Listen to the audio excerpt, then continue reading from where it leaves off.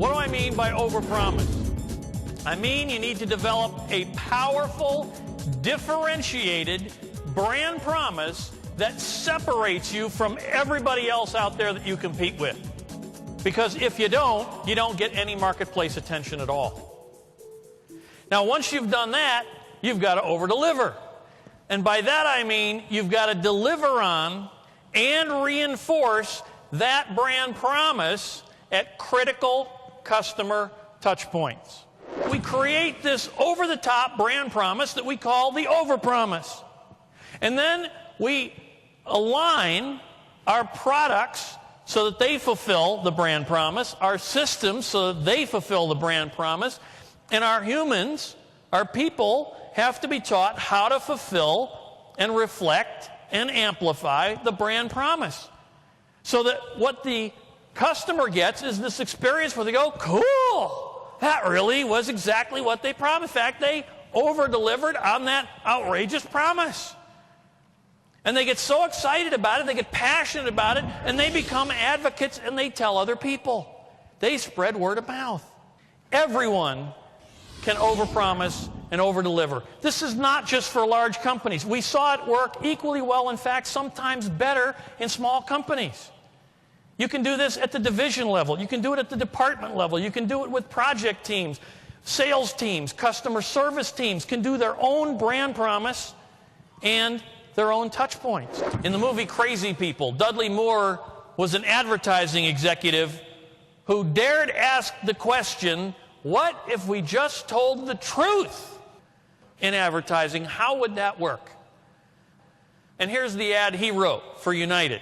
It said, your fear of flying may be valid. There are lots of crashes and people dying like crazy. But you should also know that more people arrive at their destinations alive on our flights than on many others. So if you have to fly, fly us. Most of our passengers get there alive. Here's another one he wrote. The French can be annoying. Come to Greece. We're nicer. And my personal favorite, we know you love him, but if he happens to die, we'll give you 2 Mercedes and a summer home. Wouldn't that be nice too? American Express, Blue for Music, decided that their brand promise would be enhancing the musical experience. If you use our card and you're a music lover, you're going to like the experience.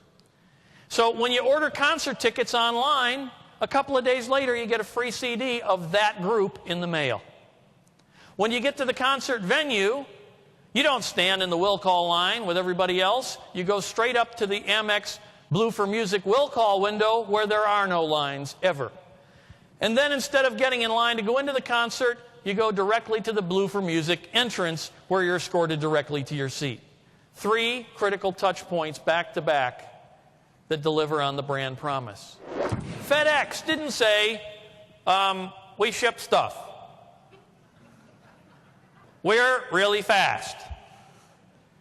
What they said is when it absolutely, positively has to be there overnight. Why? Because there were a zillion other shipping companies. And they carved out a niche that only they could deliver on. When it absolutely, positively has to be there overnight, people said, okay, this one absolutely positive. They go, good, got it, boom, there. People go, wow, they did that. That's cool. Do it again. By the way, what's their symbol? It's an airplane. What's their competitor symbol? A brown truck. Which one do you think is most likely to get it there faster? Well, this is actually the second time I've seen Rick Barrera speak. We actually had him at an OFDA conference last year, and he was the last speaker of the event, and people actually missed their plane.